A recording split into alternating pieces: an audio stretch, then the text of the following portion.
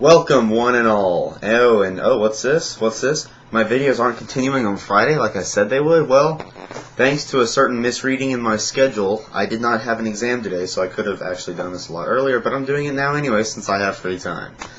So, let's get these requests continued. And if I'm not mistaken, my next request is another request by another friend of mine, Dark Zero 2021, and it's way in there, so I'm not going to bother getting the box out because that would take too long. But this is my review of, get in the right position here, Metroid Prime 2 Corruption. No, that's 3. My bad. Metroid Prime 2 Echoes for the GameCube, and there's also a remake for it, or of it, coming out for the Wii. So, where to begin? Well, this game is obviously a sequel to the first, no doubt, and I guess in most ways it does continue where the first one left off. Obviously, I mean, the time frame is later than the first game and whatnot. But how this one begins, you're in your gunship and you're traveling down to this new planet known as Aether. And right away you notice that this planet has two auras around it. There's a blue one and a dark kind of hot pink purplish one. And you eventually find out that purplish aura is a clone, whatnot, of the planet called Dark Aether. And your main goal in the game is to destroy Dark Aether, to get light Aether's, or just regular Aether's light energy back from it, and vanquish the dark. Now, your main enemies in this game are not the space pirates. These are enemies called, and I hope I'm pronouncing this right, it's just spelled I-N-G, you know, run-ing, walk-ing, sit-ing. Well, I just call them the ing. So I don't know if they're pronounced ing or inget or something. I just call them the ing. And they're like these weird insectoid-looking alien creatures with multiple legs and multiple eyes, and they, you know, I mean, there's a lot of varieties of them. And there's all the way from the basic worker ing to, well, not worker, that's Splinter. Well, the Splinter is actually the light version of some of these insect creatures. And what usually happens is when you're battling the light versions of these enemies, eventually this weird kind of dimensional flux appears in this, not really in the sky, but in the air, and this just total glob of dark energy comes down and envelops all around the light enemies and turns them into dark enemies. And they become tougher and faster and stronger, naturally. But before you go to Dark Aether for the first time, you go and you visit.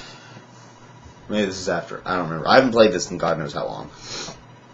But you eventually meet up with the last known, or one of the last few survivors of an alien race known as the Luminoth.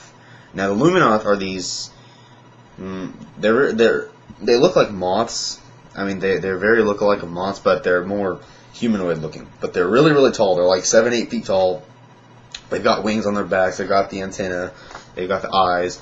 And the one you meet is one called U-Mos, or U-Mos. It's just the letter U hyphen M-O-S. All of the Luminoth's names is spelled weird. I mean, there's a B hyphen S-T-L. I just call them B-Stel, you know, A-Mos, U-Mos. Anyway, U-Mos tells you the whole backstory of how Aether, you know, what Aether was like when it began, a lot like how the planet Kozo, or how the Kozo were from the first game on Talon. And they tell you how it became Dark Aether, how the Ing first came to Aether, how they started to just envelop all of it. You know, they wiped out the light, they turned it to their own side.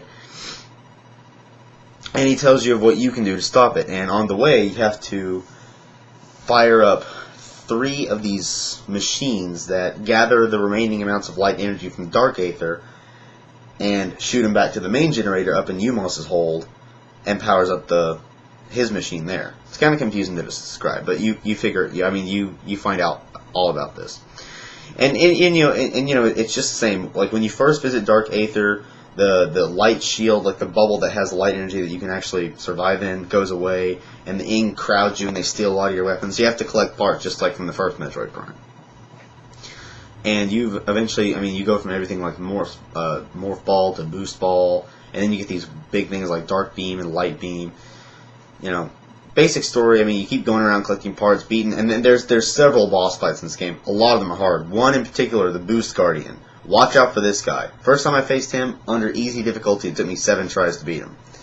But he's definitely one of the hardest, I have to say.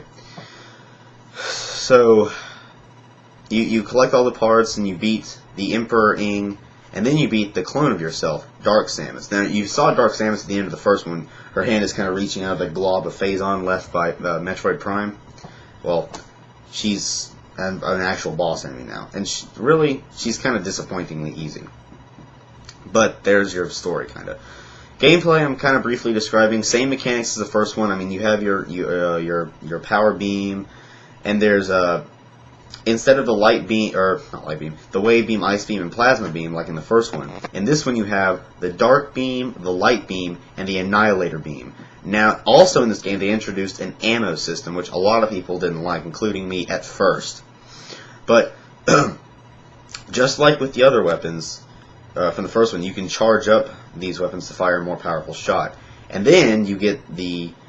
Remember how in the first one when you charge up a weapon and then you press the missile button, you fire like a super powerful version of it. Like for the regular blaster, it was a super missile. For the wave beam, it was the wave buster. Ice beam, it's ice spreader, and plasma beam is the flamethrower. Well, now you have the dark burst, the sunburst, and the sonic boom. Now, this ammo system isn't really all that confusing. I mean, when you're first introduced to it, the more enemies you kill, or well, whenever you kill enemies, they'll occasionally drop ammo for it. You know, dark ammo or light ammo. And, you know, as far as gameplay goes, I mean, you still do all the scanning also. I mean, there are a lot of things to scan. And one thing I like better about this game than the first one is that about the strategy guide, it actually lists all the log entries you get in the order that it guides you through. It doesn't just put all the log entries in like an index style on the very back of the guide like the first one did. And I will admit that the scanning does become tedious in this game, but hey, if you want to get all 100%, what can I do? I mean, you got to go after them. And it's pretty fun to do, just seeing all the different things you're able to scan and all that. The logbook features are different. I mean, they're definitely upgraded from the last game, I think. What else? That's pretty much all there is for games. It's basically the same as the first. Only this game is a lot more complicated than the first game. I think it's way harder. I mean, not just more complicated, but also harder because like boss fights, like I said, have gotten harder. The length of the game, if you're not sure how to get through this one, it's going to take you a long time. A friend of mine actually beat the game without using the guide, you know, and he got all 100% of the items. Took him, how long? Like 3-4 years to beat it. 3 or 4 years. I wouldn't be able to last for that long. I mean, if I didn't get everything after 6 months, I'd just erase and start a new file over. So, there you go for that.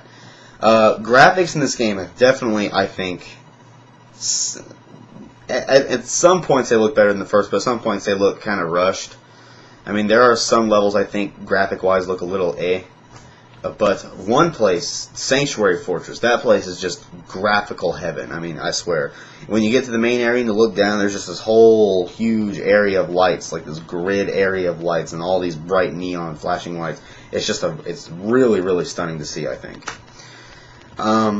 This game also did introduce a multiplayer, but it's not really all that special, I don't think. I mean, not really many people liked it. I thought it was okay, but it does get boring fast. There's nothing special, really. And just like with the first one, if you get all the items, or a certain amount of items, or a certain percentage, you unlock like an art gallery and all that. And the art gallery in this game also has quite a few pictures to look at. But, so really, that's all there is to it. And another thing people complain was jumping in between dark aether and light aether through the way of dark and light portals. Well, I do admit that does get kind of repetitive. It does add an entirely new twist to the game. I mean, it's the same world, but the dark version. Different enemies and harsher environment. It's definitely harder to stay alive until you get the light suit, which protects you from the dark. So, there's my review for this game. Hope you enjoyed it. And my next review, I believe, is Quake 4. And that should be up right after this. So, for now, Metroid, signing off.